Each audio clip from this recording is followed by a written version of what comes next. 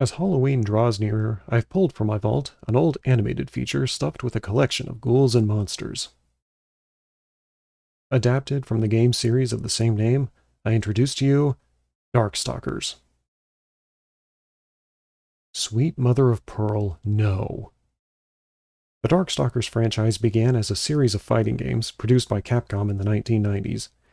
Each title saw a group of fighters inspired by classic monsters thrown into deadly martial arts tournaments with the world at stake. Capcom released a third game in 1997, and then they stopped. Outside of some re-releases and alternate versions coming out over the years, there hasn't been a true new Darkstalkers game in nearly 3 decades. And I admit that I've not played the games myself, other than the tie-ins with Marvel vs. Capcom, but this OVA remains near and dear to me nonetheless.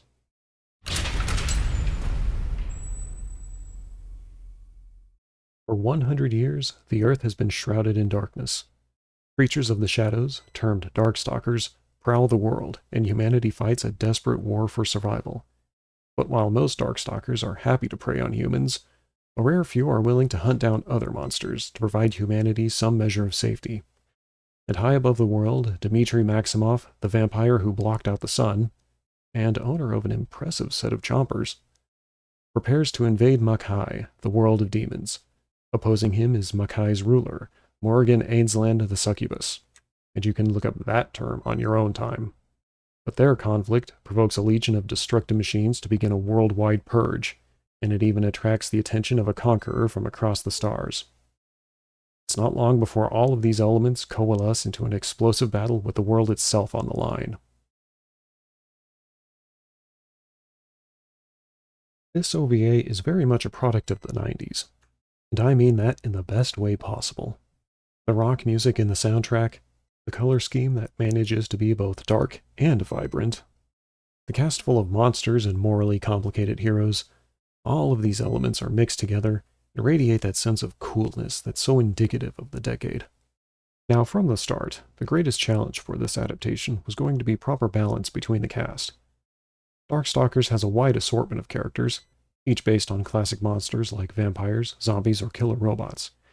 And each fighter possesses a unique combat style, national origin, and character arc to follow, which makes for a lot of ground to cover in 4 episodes. And the OVA succeeds, to a limited extent at least. What? So I have a bias. I'm not going to hide it. Oh, very well. The bulk of the focus goes to 3 main parties. Dmitry Maximov is clearly villainous, what with blocking out the sun and starting a war with another world, but he conducts himself with such confidence and ambition that he makes for an impressive figure. Morrigan Ainsland appears to be a hedonist and thrill-seeker at first glance, but despite her immense strength, she never presents any sense of malice, and she even reveals a tender side in a few of the quieter scenes. The more I watch this OVA, the more I consider Donovan to have the most compelling personal arc. Half human and half Darkstalker, he hunts down creatures of the night in an ongoing search for self-acceptance, and his frequent and wordy introspections reveal an intense inner conflict burning just beneath the surface of his stoicism. More of the fighters appear in supporting roles throughout the story, as heroes, villains, and somewhere in between. Unfortunately, several characters are only allowed brief cameos, but it's a wide cast for a short series. There just isn't enough time for each one. As far as overarching villains go, I like Pyron and the Weasel robots.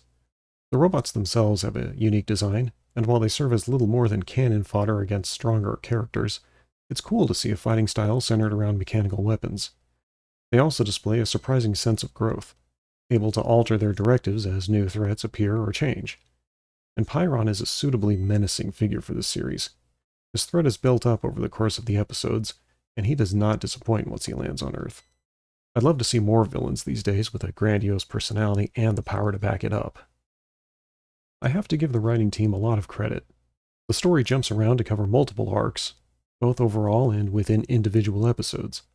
But because each subplot ties into the conflicts of humanity versus Darkstalkers and Pyron versus everyone, it never feels jumbled or disconnected. And I'd be remiss if I didn't point out the brilliant animation. While motions look stiff from a distance, the combat scene up close is vivid and fluid. Each character has a bold and unique design, even the extras, and their techniques in the fight scenes are faithful recreations of their in-game attacks. Yet another example of that traditional animation that's aged like a fine wine.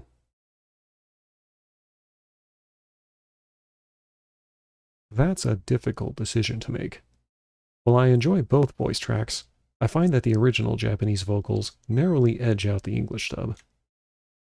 It's not that there are any real flaws with the English version, I just found that the Japanese cast better captures the feel of robotic or creepy monotones. In every other respect, though, it's high-quality voice acting on both sides. You're in for a fun show with both tracks.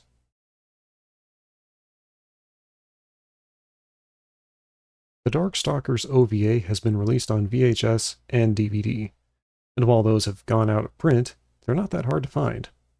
Additionally, a Blu-ray collection was released a few short years ago, providing another option for physical purchase. And I highly recommend it if you haven't seen it yet. It may be an obscure show, but it's definitely well made and worth the shelf space. And if you have seen it, feel free to share what you like about it.